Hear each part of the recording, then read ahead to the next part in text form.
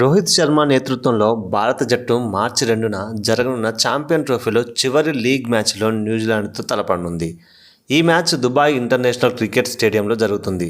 League దశలో రెండు జట్లు బాగా రాణించాయి. రెండు మ్యాచ్ల్లోనూ విజయాలు సాధించాయి. అందువల్ల నేటి మ్యాచ్లో గెలిచిన జట్టు పాయింట్ల పట్టికలో అగ్రస్థానంలో ఉంటుంది. కానీ ఈ మ్యాచ్కు ముందు దుబాయ్ పిచ్ ఎలా ఉంటుంది? వర్షం వల్ల మ్యాచ్కి అంతరాయం కలిగే ఛాన్స్ ఉందా? దుబాయ్ పిచ్ ఎవరికి ఉపయోగపడుతుంది? భారత్ న్యూజిలాండ్ మధ్య మ్యాచ్ దుబాయ్లో జరుగుతుంది.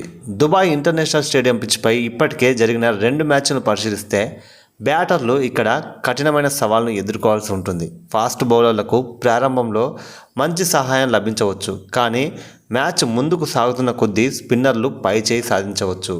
అలాగే లక్ష్యాన్ని ఛేదించడం జట్టుకు కొంచెం కష్టం కావచ్చు.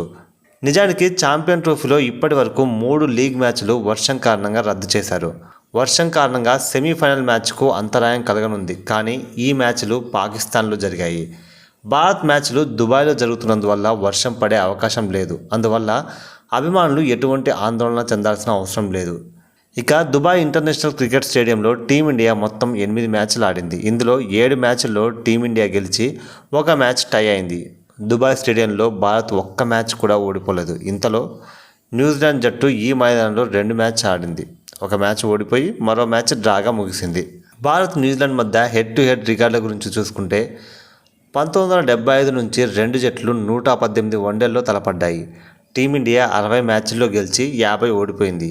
ఒక మ్యాచ్ టై అయింది. ఈరోజు జరిగే హోరాహోరీ మ్యాచ్లో విజయం ఎవరిని వరిస్తుందో చూడాలి. మరి మీ అభిప్రాయాన్ని కింద కామెంట్ చేయండి.